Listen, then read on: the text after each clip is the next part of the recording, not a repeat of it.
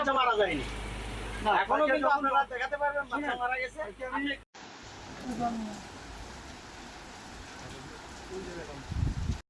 सभी देखिए